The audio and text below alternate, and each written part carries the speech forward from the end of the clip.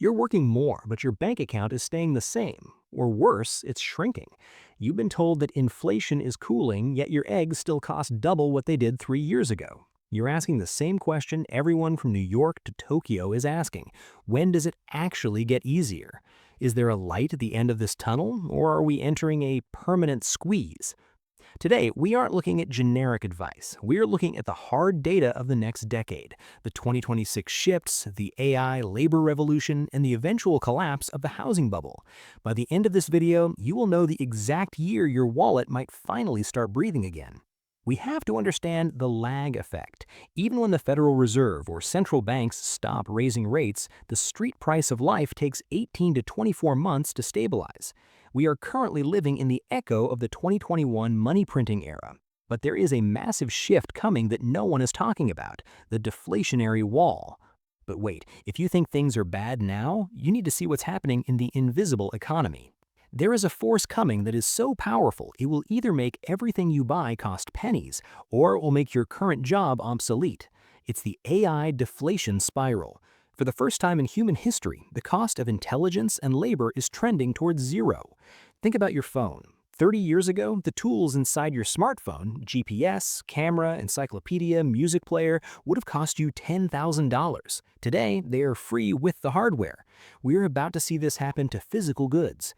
When AI optimizes logistics and humanoid robots enter factories, the cost of goods sold will plummet. The question, will corporations pass those savings to you or keep the profit? History shows that competition eventually forces prices down. The financial relief you were looking for isn't coming from a higher salary, it's coming from the radical cheapening of technology. But I can't eat a microchip and I can't live inside an AI. You're right, the biggest weight on your neck isn't the price of Netflix, it's the roof over your head. Why is housing the one thing that refuses to get easier? And more importantly, what is the demographic time bomb that is about to explode the real estate market? We are approaching the silver tsunami.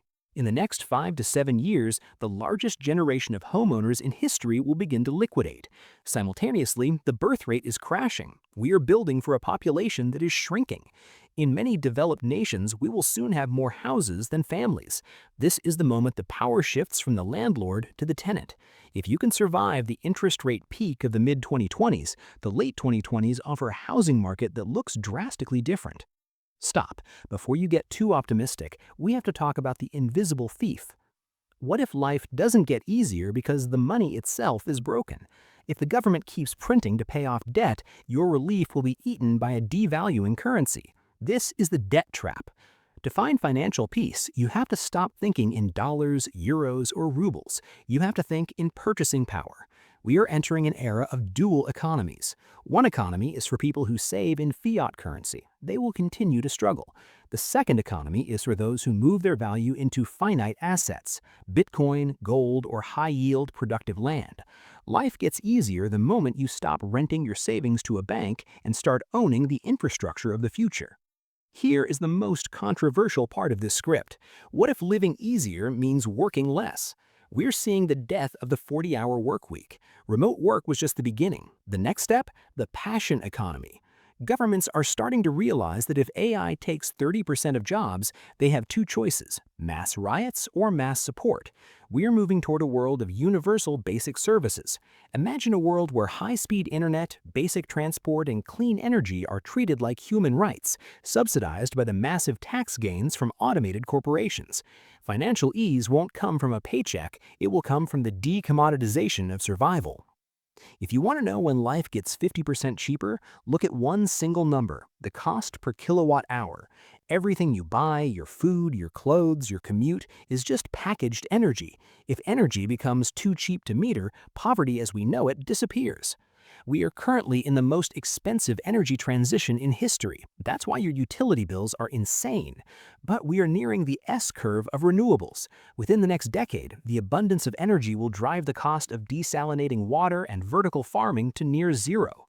When food and water are no longer tied to expensive oil, the financial plan for the average human changes forever. So let's put it all together. Give me a date. Give me a year. When do we stop drowning? It's not a single day, it's a transition zone. 2024, 2025, the pain period. High rates, sticky inflation. 2026, the stagnation.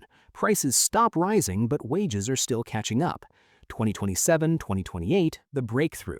AI productivity begins to lower the price of consumer goods. Energy costs start to dip. 2030, the new normal, a world where the cost of living has decoupled from manual labor.